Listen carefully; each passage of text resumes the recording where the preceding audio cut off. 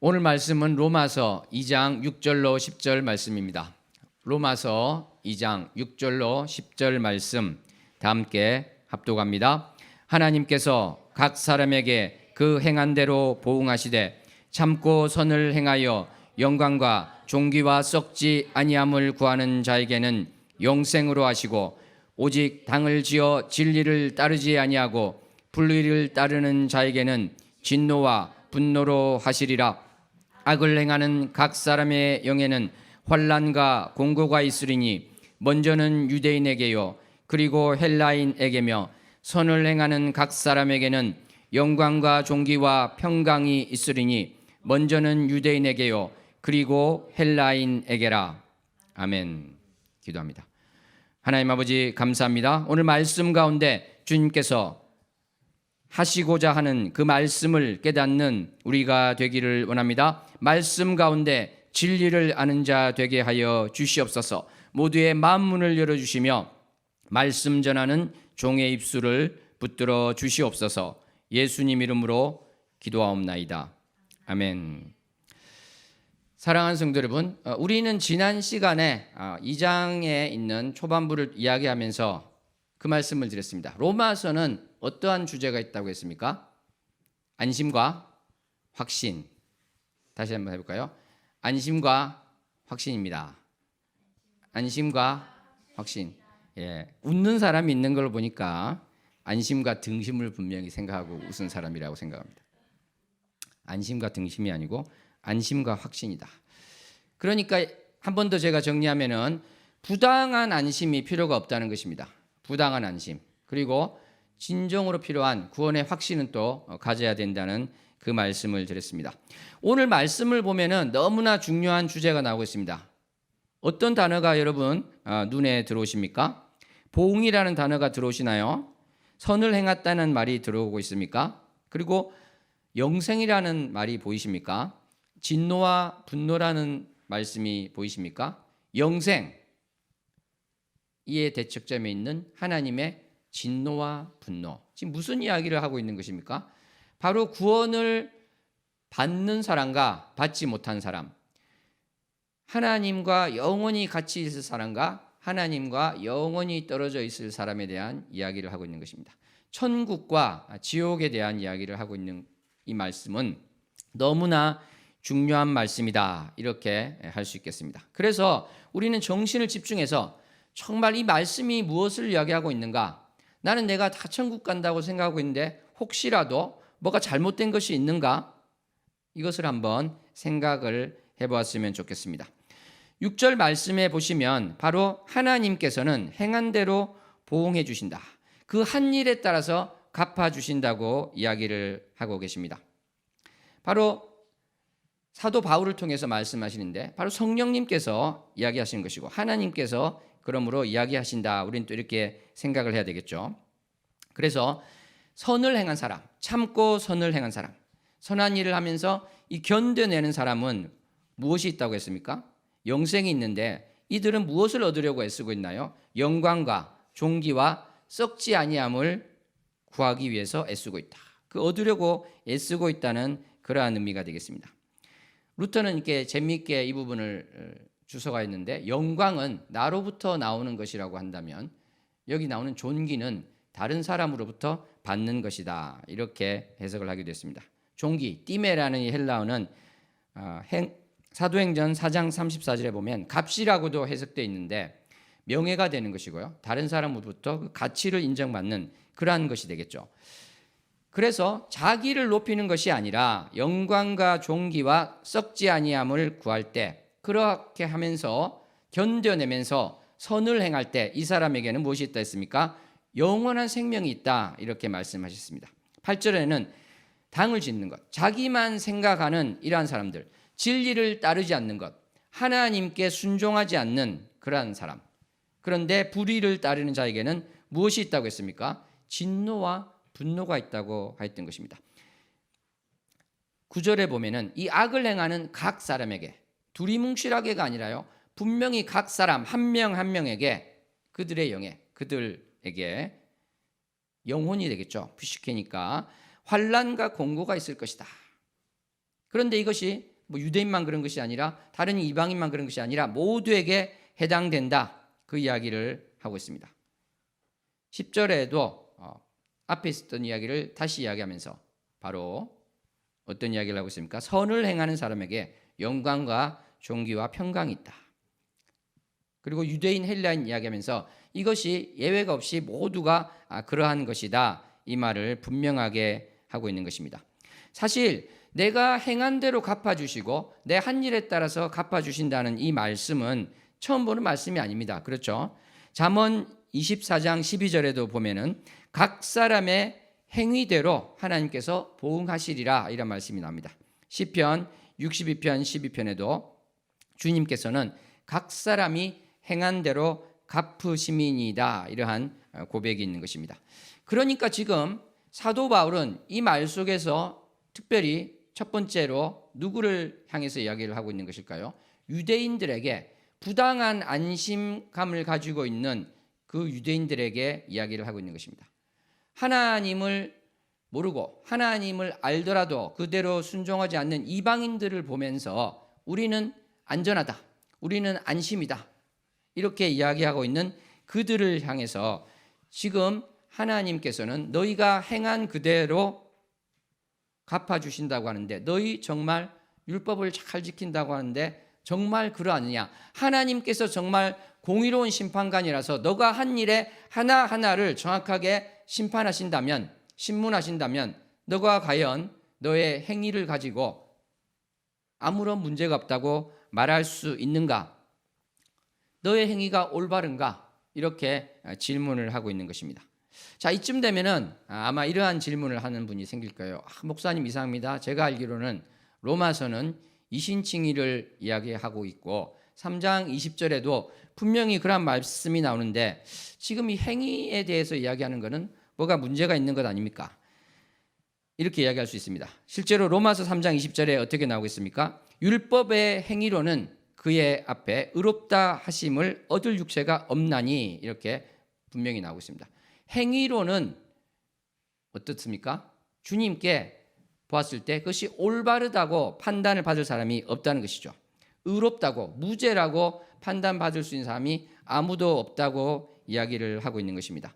그러므로 이신칭이 행위가 아니라 믿음으로 구원받는다는 것을 알고 있는데 지금 바울은 도대체 무슨 이야기를 하고 있는 것입니까? 오늘 본문에서 이렇게 질문하는 사람이 있을 수 있습니다. 실제로 이것이 평신도만의 질문이 아니라요. 어떤 신학자들은 여기서 바울은 스스로 모순적인 이야기를 하고 있다 이렇게 비판을 하기도 합니다.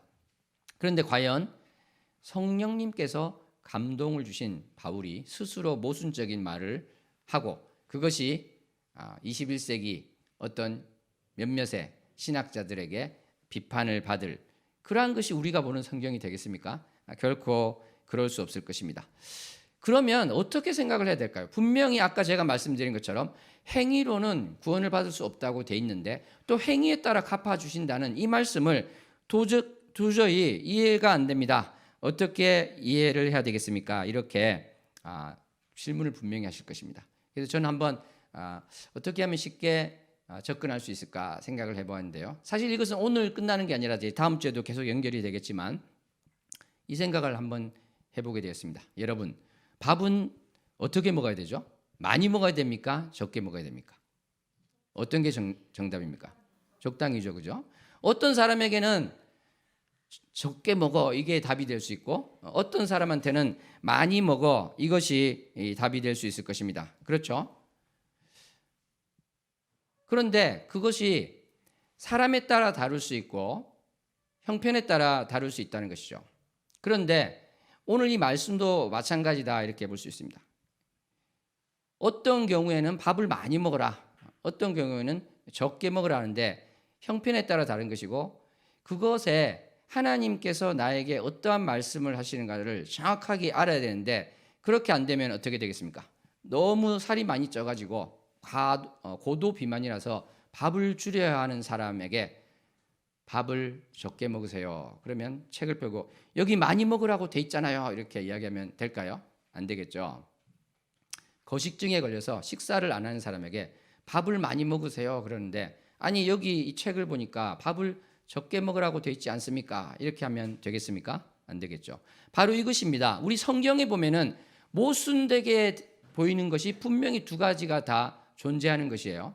그런데 그것을 하나님께서 주시는 올바른 것으로 내가 받아들이지 않으면 내가 아까 말씀드린 예처럼 사실은 밥을 많이 먹어야 되는 사람인데 밥을 적게 먹는 것이 내 것이다. 이렇게 자기 것으로 착각을 하고 살고, 밥을 적게 먹어야 되는데 많이 먹는 게 내 것이다. 이렇게 하고 살 수가 있다는 것입니다. 그러므로 우리는 이 행위와 믿음에 대한 이 질문에 대해서 정확하게 알아야 되고, 저는 또 여러분들에게 정확하게 거기에 대해서 말씀을 해드릴 의무가 있다. 이렇게 말씀드릴 수 있겠습니다. 이것이 어떻게 보면 복잡할 수 있고 어떻게 보면 길 수 있어서 2주, 3주 계속 될 수도 있겠지만 오늘은 그 중에 이제 일부를 함께 나누도록 하겠습니다. 그래서 아까 제가 이제 밥을 먹는 사람, 밥을 너무 많이 먹는 사람이 있고요. 너무 작게 먹는 사람이 있을 때 그 사람이 가져야 될 태도가 다르다고 했는데, 우리가 알고 있는 이 이신칭이 마틴 루터 종교개혁가가 이야기한 이 사람은 과연 어떠한 의미에서 이신칭의를 이야기했을까? 이것을 한번 생각해 보았으면 좋을 것 같습니다. 루터는 하나님의 공의라는 로마서에 있는 그 말씀을 볼 때 너무나도 불편감을 느꼈습니다. 왜 그랬을까요? 하나님의 공의라는 것은 바로 죄가 있는 곳에 반드시 심판이 있고 죄가 있는 곳에 반드시 벌이 있는 하나님의 그 공의를 이야기하고 있습니다. 내가 큰 죄를 지었어요. 방화를 해서 많은 사람이 죽을 수 있는 그러한 범죄를 저질렀는데 내가 경찰을 안다고 해서, 내가 검찰을 안다고 해서, 내가 판사를 안다고 해서, 내가 권력자를 안다고 해서 무죄 방면이 되면 될까요? 절대 안 되겠죠. 이것은 결코 공의로운 것이 아닌 것입니다. 그러므로 하나님께서는 죄가 있는 곳에 반드시 그것을 물으신다. 그것을 그냥 아무런 것도 없이 무죄야 이렇게 이야기를 안 하신다는 이것을 분명히 우리는 기억해야 되는 것입니다. 그러니까 이것을 너무나 잘 알고 있는 마틴 루터에게는 이 로마서 말씀을 볼 때, 하나님의 공의라는 말을 볼 때 너무나 힘들었다는 것입니다. 오늘 본문을 볼 때도 그런 생각을 했겠죠. 너희가 행한 대로 갚는다고 했는데 루터가 말씀에 자신을 비춰보니까 너무나 죄가 많은 것입니다. 그래서 그것을 회개하고 고치려 하는데도 계속해서 매일매일 순간순간 죄를 짓고 있는 자신을 보면서 너무나 아파하고 힘들었다는 것입니다. 신부에게 가서 고해성사를 하고 자기 죄를 고백하는데 그 사람이 생각할 때는 저거는 죄도 아닌데 왜 저렇게 완벽주의일까? 뭐 저런 것까지 죄라고 하나? 이렇게 생각했지만 그 사람이야 어떻게 생각했던 루터는 그랬다는 것이죠. 그래서 루터는 심지어 어떤 말까지 했냐면 하나님이 밉다. 좀 심하게 말하면 하나님을 증오한다. 이렇게 표현할 수 있을 정도로 하나님이 미웠던 것입니다. 왜요? 하나님이 공의로 심판하신다고 하는데 나는 도저히 이것을 지킬 수가 없어요. 나는 지옥에 갈 수밖에 없어요. 그런데 계속 공의, 하나님의 의로움 이것을 이야기하니까 나는 너무 힘들다. 이렇게 되었던 것입니다. 그런데 그러던 루터가 바로 복음의 진리를 깨닫게 되었던 것입니다. 그것은 바로 내가 행위를 아무리 잘해가지고 그것을 쌓아간다고 해서 그것으로 구원을 받을 수 있는 것이 아니라 바로 십자가에 달리시고 부활하신 우리 주 예수 그리스도의 은혜로 말미암아 그것을 믿는 믿음으로 말미암아 내가 구원을 받을 수 있구나, 이것을 알게 됐던 것입니다. 그래서 이 신칭이 믿음으로써 의롭다 칭함을 받는다는 것을 알게 됐던 것이죠. 이런 루터에게는 행위라는 말이 나오면 약간 알레르기 증상을, 노이로제 증상을 볼 수도 있는 이러한 형편이었다, 이렇게 볼 수 있을 것입니다. 그렇겠죠? 어떻게 보면은 지금 구원파적인 신앙을 가진 21세기 상당한 사람들에게는 도저히 이해가 안 되는 그러한 루터다, 이렇게도 볼 수 있을 것입니다. 자, 다시 루터에게 한번 가보겠습니다. 자신은 행위로서 구원을 받으려고 했는데 이것이 좌절되던 경험이 있었던 루터. 그런데 복음의 그 진수를 깨닫게 된 루터가 볼 때 야고보서를 보니까 행위에 대해서 이야기를 하고 있는 거예요. 그래서 루터는 뭐라고까지 이야기를 했냐면 야고보서는 지푸라기 서신서다 이렇게 이야기를 했던 것입니다. 그러면서 야고보서를 성경의 제일 뒤에서 세 번째로 옮겼습니다. 번역할 때. 그러니까 루터 성경은 지금도 그렇게 되어 있는데 그것은 야고보서가 그렇게 중요한 가치를 지닌 것이 아니다. 왜냐하면 행위 구원으로 오해받을 수 있기 때문에 그렇다. 그러한 마음이 이제 들어가 있는 것이죠. 그래서 서신서를 보면은 루터 성경을 보면 루터가 처음에 냈을 때 다 번호가 신약 성경에 매겨져 있는데 야고보서는 번호도 매겨져 있지 않고 뒤쪽에 가 있고 또 들여쓰기가 돼가지고 마치 신약 성경의 부록인 것처럼 이런 식으로까지 하였던 것입니다. 사랑하는 성도 여러분, 제가 이 이야기를 왜 이렇게 길게 했을까요? 그것은 바로 우리가 루터를 본다면은 이 사람은 자신의 죄가 얼마나 큰지, 자신이 얼마나 시커먼 죄인인지를 저 밑에 뼈저리게까지 느낀 사람이라는 것입니다. 그런데 만약에 내가 그러한 경험이 전혀 없었다면 내가 루터가 말한 것처럼 똑같이 이야기할 수 있을까? 이것을 한번 생각해 보아야 될 줄로 믿습니다. 사랑하는 성도 여러분, 우리는 죄인일까요? 의인일까요? 어떻게 생각하십니까? 정답은 뭐죠? 우리 죄인인가요? 의인인가요? 마음속으로 손을. 죄인이자 의인이 답입니다. 그렇죠? 옆 사람에게 우리는 죄인이자 의인입니다. 아멘. 우리는 죄인이자 의인이에요. 이거 여기서 하나만 이야기하는 것은 정답이 아니다. 이렇게 알 수 있을 것입니다.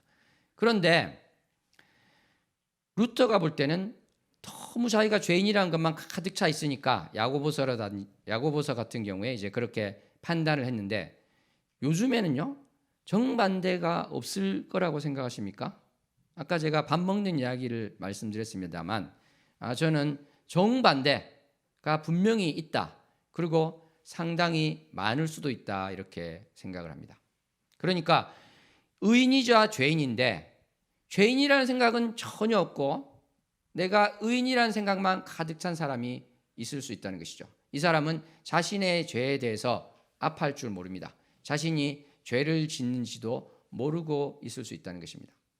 오죽했으면 우리가 누구나 다 아는 아주 유명한 목사님이고 교인도 아주 몇만 명이 넘는 그러한 목사님이 그러한 고백을 했어요. 말년에 우리 교인 중에 몇만 명이 넘는 그 교인 중에 30%가 천국에 간다면 나는 성공한 목회를 했다고 평가를 받을 것이다. 이러한 이야기를 했습니다. 저는 그 숫자에 대해서 동의하지 않고 그렇게 앞으로도 말씀을 드리지 않겠습니다만 저는 이 나이 들게 되었던 이 목사님 마음 가운데 그러한 것이 있었다고 생각합니다. 아까 말씀드린 것처럼 죄인이자 의인인데 물론 그런 표현은 안 하셨지만 제가 볼 땐 그런 것이죠.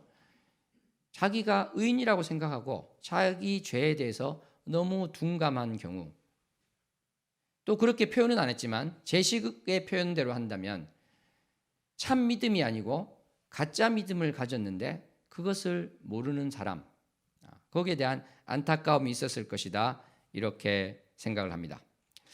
사랑하는 성도 여러분, 오늘 본문 말씀에 대해서 행위에 대한 말씀이 나왔는데요. 아까 제가 그런 말씀드렸죠.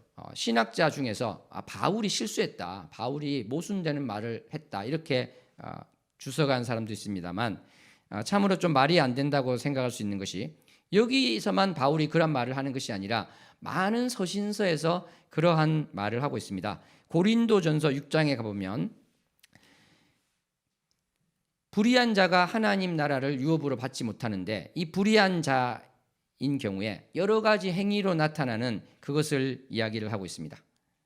탐욕을 부리는 자, 술 취하는 자, 간음하는 자 이러한 쭉 이야기를 하면서 하나님 나라를 유업으로 받지 못한다. 너희가 믿었다고 하는데 이러한 행위로서 그것이 나오지 않을 때 과연 하나님 나라를 유업으로 받을 수 있을 것인가? 그 이야기를 하고 있는 것이죠. 고린도후서 5장 10절에도 선악간에 그 몸으로 행한 것을 따라 받으려 함이라 이러한 말을 하고 있습니다. 갈라디아서 5장 21절에도 투기와 술 취함과 방탕함과 그러한 이야기를 하면서 이러한 자들이 하나님 나라를 유업으로 받지 못한다. 하나님 나라를 유업으로 받지 못한다는 것은 아주 쉽게 말하면 지옥에 간다는 그러한 말을 지금 하고 있는 것입니다. 사도 바울만 그랬을까요? 마태복음 7장에 보면은 어떻게 되어 있습니까?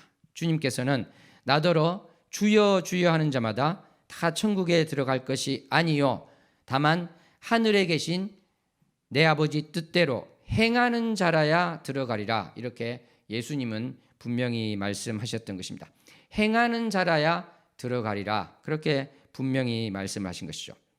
그럼 또 이렇게 질문하는 분이 있을 거예요. 그러면 지금 지영석 목사님은 행위구원을 지금 이야기하시는 것인가요? 제가 아까 말씀드렸죠. 밥을 많이 먹고 적게 먹는 거, 그거에 대해서 말씀을 드렸습니다. 지금 성경을 볼 때 우리는 이게 모순되는 것처럼 보이는 것 속에서 우리는 분명히 진리를 찾아야 된다, 그 말씀을 드렸습니다.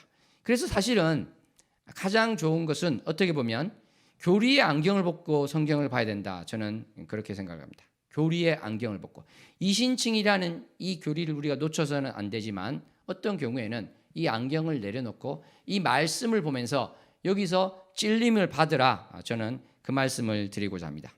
왜 그럴까요? 왜냐하면 어떤 사람에게는 내가 정말 믿음이 있는 것 같은데 가짜 믿음일 수도 있기 때문에 그런 것입니다. 그럼 무엇이 진짜 믿음이고 무엇이 가짜 믿음인가? 거기에 대해서는 다음 시간에, 너무 시간이 길어지기 때문에 오늘 다 하지 않고요, 다음 시간으로 미루어서 말씀을 나누도록 하겠습니다.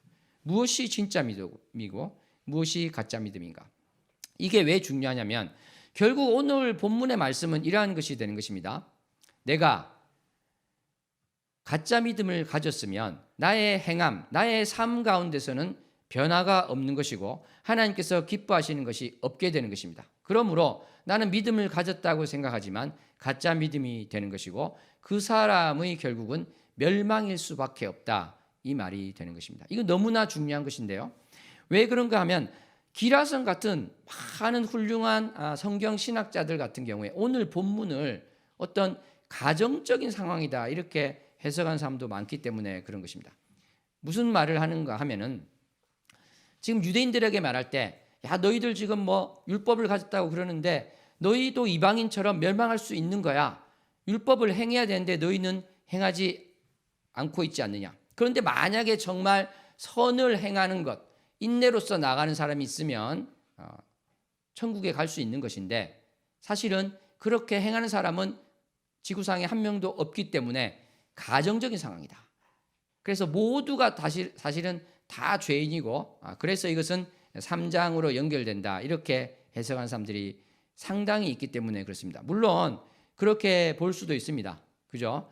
어차피 유대인들도 다 율법대로 지키지 못하니까 멸망할 수밖에 없고 이방인들도 뒤에 나오겠습니다만 마음의 양심의 법을 따르지 못하니까 멸망할 수밖에 없고, 그러므로 선을 행하는 자에게 영광과 존귀와 썩지 아니할 것을 구한 자에게 영생으로 하신다는 이 말씀이 사실은 아무에게도 해당이 안 된다.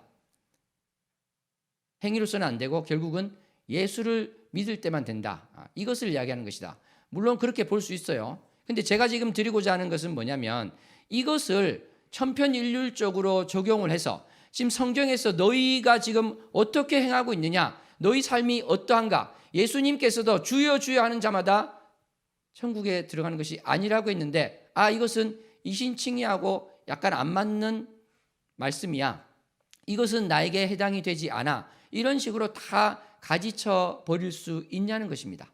제가 지금 드리고자 하는 말씀은 이것이 되는 것입니다. 내가 이신칭의 교리를 가졌기 때문에, 나는 유대인이 아니기 때문에 천국에 가지 못한다는 이야기가 나올 때는 이것은 나와 상관없는 이야기, 저 사람에게 해당되는 이야기, 그렇게 보지 말라는 것입니다. 왜냐하면 아까 말했듯이 루터는요, 자기가 정말 지옥 갈 수밖에 없는 죄인이라는 것을 깊이 깨닫고 그 속에서 주님의 은혜를 안 사람인데, 만약에 그러한 과정이 전혀 없는 사람이라면 이것은 너무나 심각한 오류에 빠지게 되는 것이고, 그래서 내가 십자가의 은혜가 무엇인지도 모르고 그저 사람들이 예수 그리스도를 영접하는 그 영접 기도를 했으니까 천국 간다, 그렇게 이야기하니까 나는 진짜 믿음을 가졌나 봐, 그렇게 살아서야 되겠냐는 것입니다. 그래서 제가 아까 어떤 목사님 이야기했죠. 그 목사님 목회가 실패했다고 하는 사람 아무도 없어요. 우리나라 교회에서 손가락이 꼽을 수 있는 큰 교회를 했고, 그런데 그 목사님이 그렇게 고백하지 않았습니까? 우리 교인 가운데 30%만 천국 가면 나는 성공한 목사가 될 것이다. 저는 정말 우리 십자가은혜교회 성도가 50%, 70%가 천국 가면 성공한 목회자가 될 것이다. 그런 말을 저는 못할 것 같습니다. 정말 저는 한 명도 빠지지 않고 정말 구원을 받아야 되고, 그것을 알기 위해서 제가 여러분들에게 반드시 분명히 전해야 될 책임과 의무가 있다고 생각합니다. 사랑하는 성도 여러분, 우리나라에 정말 구원파적인 신앙이 많이 횡행하고 있습니다. 이신칭의, 예정론, 이러한 교리가 너무나 중요한 것인데, 이것을 잘못 적용해서 구원파적인 신앙을 너무나 많이 가지고 있다는 것이죠. 구원파적인 신앙. 나의 삶은 어떠하든지 믿음만 가지면 일단 구원을 받는 것이야. 나의 삶이 문제가 있다면 상급을 못 받는 것이지 구원에는 하등 상관이 없어. 이러한 구원파적인 신앙이 너무나 많다는 것입니다. 다시 한번 말씀드립니다. 나의 삶과 믿음이 연결되지 않는 것은 가짜 믿음일 수 있다는 것 반드시 기억하시기 바랍니다. 여기에 대한 구체적인 것은 다음 시간에 제가 더 자세히 말씀드린다고 했습니다. 오늘 분명히 우리가 깨달을 것은 가짜 믿음이 있고 진짜 믿음이 있는데 내가 지금 어디에 속해져 있는가, 이것을 반드시 생각해야 된다는 것이죠. 옆 사람에게 가짜 믿음이 아니라 진짜 믿음을 가집시다. 가짜 믿음이 아니라 진짜 믿음을 가집시다. 진짜 믿음을 가진다는 것은 로마서에도 그렇게 나옵니다만 성령님을 영접하고 또 성령님의 순종하는 삶이다, 이렇게도 할 수 있을 것입니다. 성령님을 영접하고 성령님께 순종하는 삶, 성령님을 영접하고 성령님께 순종하는 삶, 그것이 또 진짜 믿음과 같은 말이 될 수도 있는 것이죠. 그러면 이렇게 할 것입니다. 그러면 저는 진짜 믿음이네요. 제가 성령 받았거든요. 제가 방언도 하거든요. 제가 기도했을 때 귀신도 따라갔거든요. 제가 예언의 은사도 있거든요. 저는 진짜 믿음이네요. 사랑하는 성도 여러분, 정말 그럴까요? 칼뱅도 분명히 이야기했습니다. 그러한 성령의 비추심을 받고 은사가 나타나는 경우에도 가짜 믿음일 수 있다, 이야기를 했어요. 그 자체가 보장해 주지 않는다는 것입니다.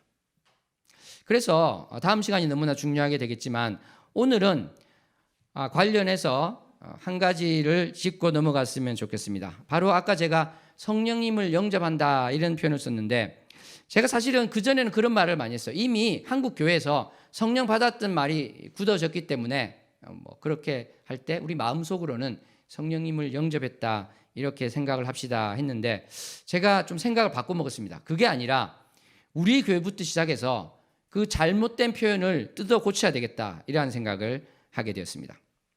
자, 성령을 받았다는 그 표현이 보면은요, 사도행전 10장 47절에 보면은 우리와 같이 성령을 받았으니 이런 표현이 나오고 있습니다. 사도행전 19장 2절에도 너희가 믿을 때 성령을 받았느냐 이르되, 분명히 성경에 나와요, 그죠? 지영선 목사님, 이 개역 개정 성경에 그렇게 나오고 있으니까 성령 받았다고 해야지 뭘 또 성령님을 영접했다고 하십니까? 이렇게 질문할 수 있을 건데, 이 성경이 한국어로 쓰여져 있나요? 그렇지 않죠. 헬라어로 쓰여져 있습니다. 헬라어에 이 성령 받았다 할 때 쓰는 동사가 람바노라는 동사입니다. 따라해볼까요? 람바노. 영어로 하면 receive가 되고 take가 되는 동사입니다. 한 번 더요. 람바노. 근데 이 람바노 똑같은 헬라어를 마태복음 10장 41절에 가면은 선지자 이름으로 선지자를 영접하는 자는 이렇게 되어 있습니다. 그 밑에도 의인을 영접하는 자는 이렇게 되어 있습니다. 요한복음 1장 12절에도 영접하는 자, 곧 그 이름을 믿는 자들에게는 이렇게 나오고 있습니다.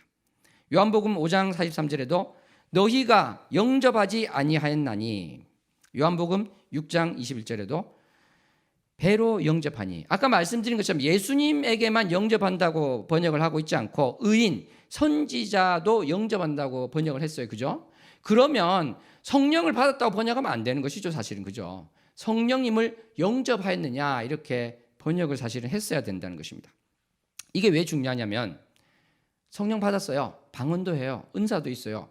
뭐와 같냐면은 성령님을 귀하게 여기고 나에게 모시고 내가 거기에 순종해야 되겠다는 마음보다는 어떠한 에너지와 같은 능력과 같은 어떤 물체와 같은 것을 내가 받아서 그것으로 말미암아 내가 능력을 발휘한다. 어떤 것이 나타난다. 이렇게 생각하는 사람들이 상당수 있다는 것입니다.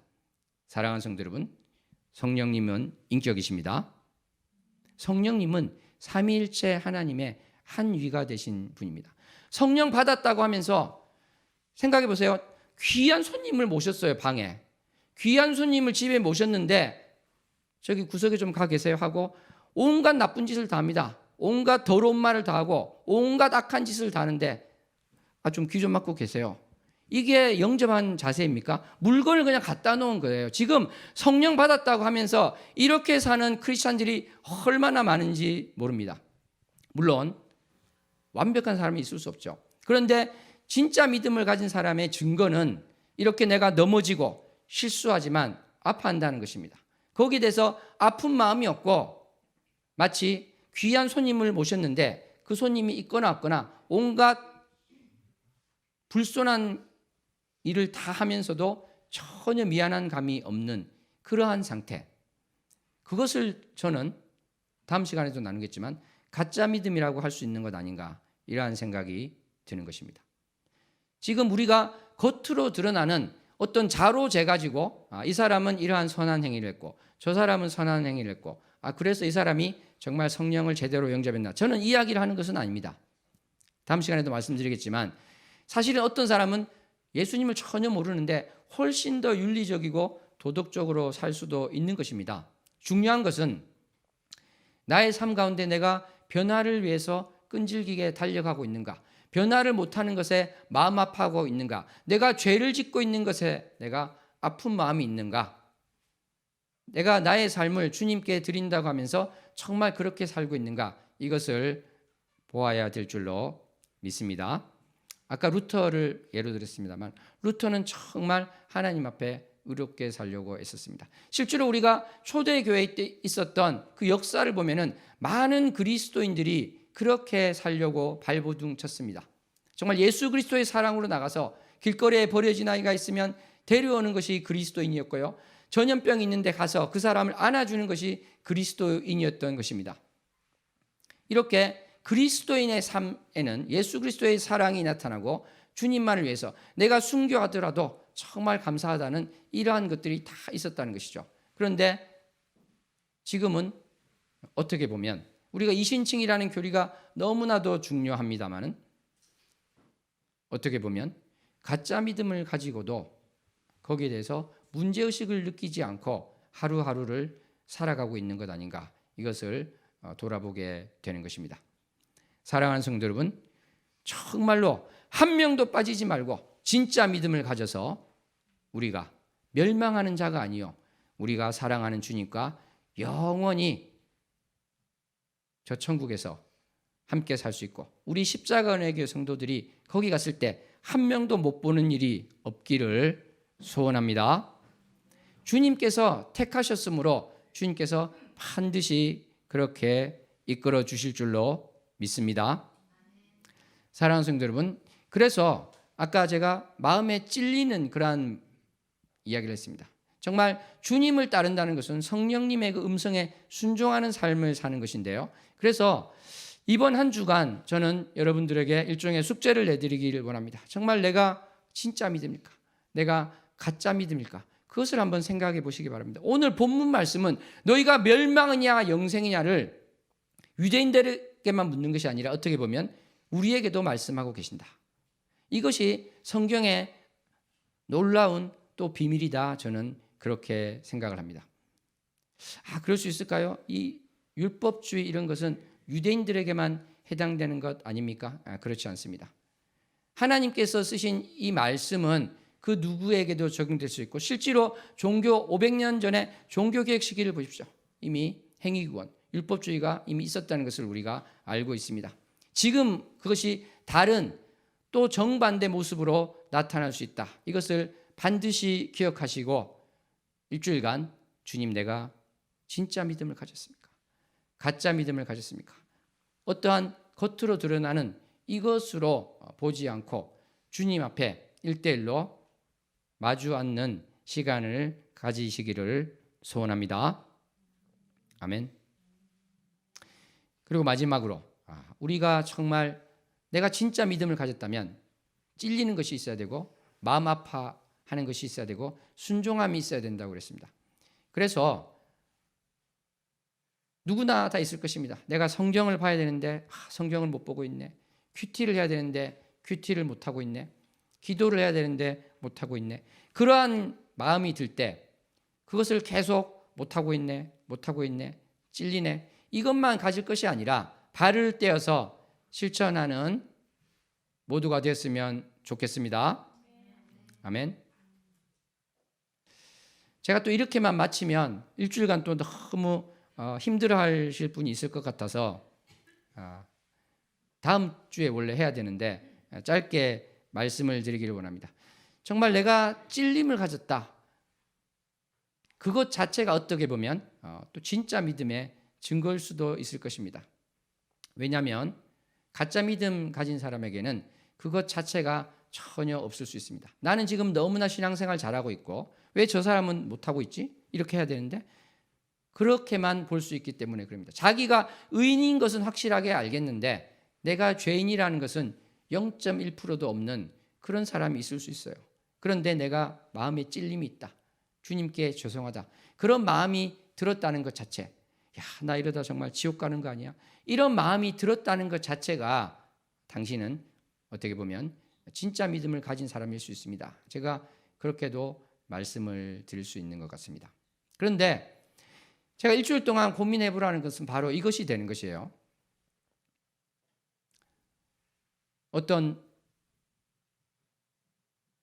제가 몇 가지 예를 생각해 봤는데